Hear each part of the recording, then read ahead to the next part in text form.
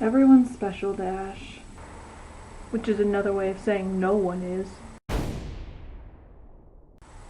Originality. A bit of a mixed bag for me. Growing up, I always felt like I stood out too much. Homeschooled, tomboy, quiet, shy, zero social skills, basically middle school. And at that point in my life, this obsession with being different and unique was irksome to me when all I wanted to do was to not stick out like a sore thumb. And it occurred to me that not all uniqueness is born/cultured equal. Like we all love to flaunt the same things that make us different. Artistic talent, vast knowledge about obscure subject matter, fashion sense. Nobody likes to mention the weird quirks, odd fetishes, peculiar body odors. Certain kinds of nonconformity are taboo. A quote from a book I recently finished reads, "The problem with all these fiercely individualistic girls was that they were all exactly the same." And this resonated with me because I once might have agreed with it.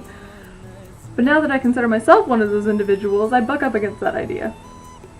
Yet maybe there's some truth to the assertion that the more someone tries to be different for its own sake, the less different they'll be.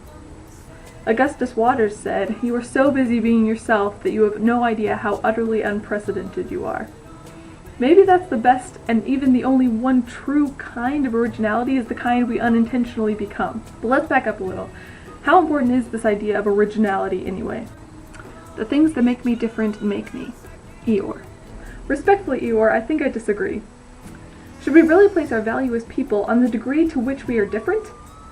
Uniqueness tends to lend itself to being the supposed source for inherent specialness or importance. And maybe it is a comforting thought that the sum of all the combinations of physical, mental, emotional aspects that make up the person that you are comes to an unprecedented entity, never before to have existed.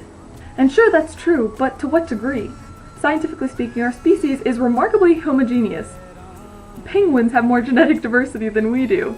As for personality, however niche or obscure you believe your interests to be, there will always be more people out there who share your partiality. And that's a good thing! We love sharing our passions with others and having the sense of community. It seems so much more logical to take pride and pleasure in that than in being off in Lonesville. However, this is a bit of a tangent.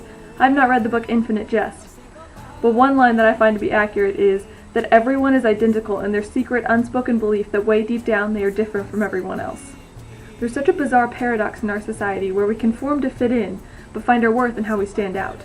My own stance on conformity is fraught with hypocrisy. And don't get me wrong, I think that we should embrace whatever uniqueness we possess.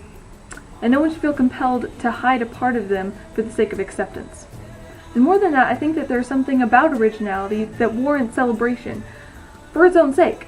Diversity is beautiful. It's just not paramount to determining our significance. So this has all been rather flurried, but really what I'm trying to get down to is what, if not originality, is it that gives us value? Well, humor me, and then you can disagree. Being loved. That is the thing that gives us worth as individuals, that we are loved all and each by others. Love can't be definitively gauged or quantified, so this measure can't rank people by the level to which or number by whom they are loved. Everyone is simply loved. And so in this way we are special, of worth, and significant.